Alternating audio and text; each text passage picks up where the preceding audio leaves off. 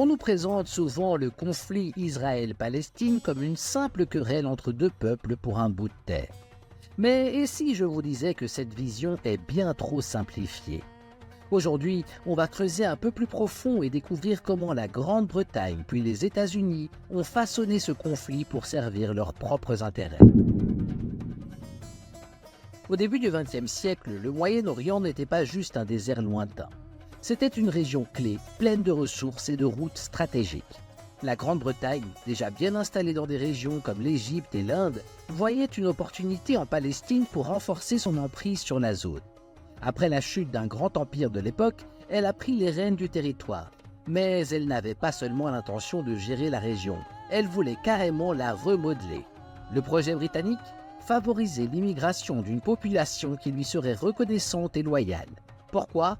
Parce que cela lui permettrait de garder un pied solide dans une région qui risquait de lui échapper à cause des aspirations nationalistes arabes qui commençaient à s'éveiller. En créant une nouvelle dynamique entre différentes populations, la Grande-Bretagne a jeté les bases d'un conflit entre communautés qui jusqu'alors coexistaient plutôt pacifiquement. Diviser pour mieux régner, c'était une stratégie bien rodée, et ça a marché.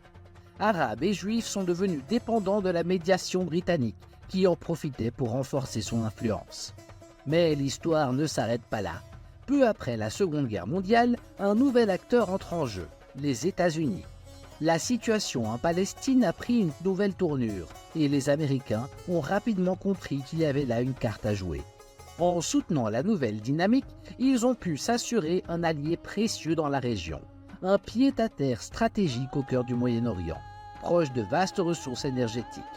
Pendant que le monde regardait un conflit local se dérouler, les États-Unis voyaient une opportunité d'étendre leur influence et de s'imposer en tant que puissance incontournable dans la région.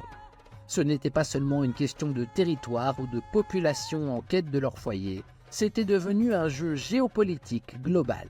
Les tensions entre Arabes et Juifs ont été alimentées et exploitées par les puissances extérieures, transformant le conflit en un atout stratégique pour ceux qui voulaient contrôler la région.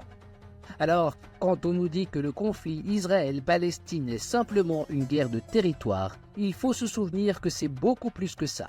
Derrière ce conflit, il y a des décennies de manipulation par des puissances extérieures qui ont tout fait pour maintenir un climat d'instabilité parce que, soyons honnêtes, l'instabilité profite souvent à ceux qui tirent les ficelles.